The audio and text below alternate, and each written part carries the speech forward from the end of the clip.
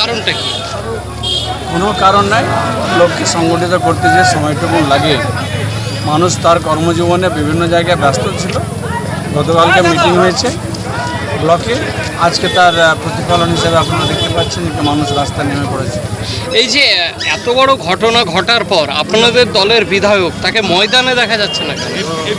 নিশ্চয়ই সেটা আমি খোঁজ নিয়ে দেখছি। এই যে আক্রমণ হলো দলেরই যুবরাজ, জেলা জুড়ে কিন্তু প্রথম সাগরদিঘিতে আবারও আন্দোলন, জেলার কোথাও আন্দোলন নেই।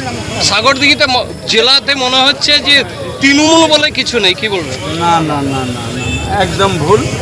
তৃণমূল যা ছিল তা আছে।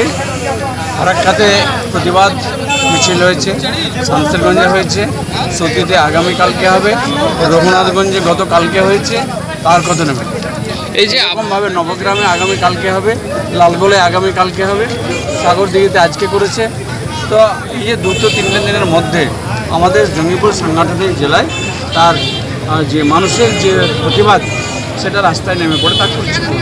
আপনাদের দলের সুপ্রিমো মিটিংও কিন্তু আপনাদের দলের বিধায়ক অ্যাভয়েড করছে, অনেক বিধায়ক। না না না, এটা এমনটা নয়। হঠাৎ করে কোনো মিটিং ডাকলে প্রত্যেকেরই তার কিছু না কিছু কর্মজীবনে ব্যস্ত থাকতেই পারে, সে পলিটিক্যাল হোক বা সেটা তার নিজস্ব কোনো ব্যক্তিগত কাজে। আজ আপনি দেখবেন আগামী 2-4 দিনের মধ্যে সব ঐক্যবদ্ধভাবে তৃণমূল কংগ্রেসে সেই ছাতার নিচে, পতাকার নিচে আছে। এবং আপনি যে জেলায় বসবাস করেন, আপনাদের দল 15 বছর রাজত্ব করেছে, অথচ পূর্ণাঙ্গ মন্ত্রী কাউকে কোনোদিন করেনি। আবারও দেখা গেল বিজেপি কিন্তু পূর্ণাঙ্গ মন্ত্রী দিল। এই যে ফারাক, কি বলবেন? কোনো ফারাক নেই, করেছে ভালো কথা, ভালোভাবে কাজ হোক রাজ্যের জেলার, এটাই আমরা চাইব।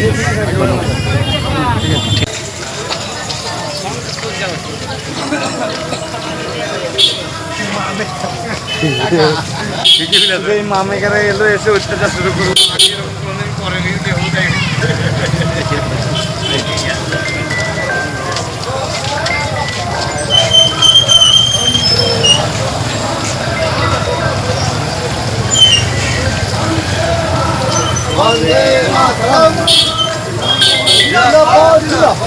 মতন ভগত ওইটা দিয়ে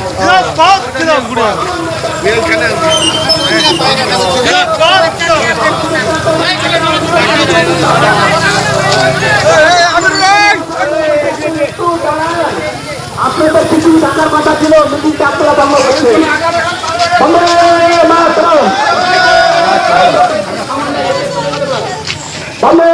মমতা ব্যানার্জি জিন্দাবাদ,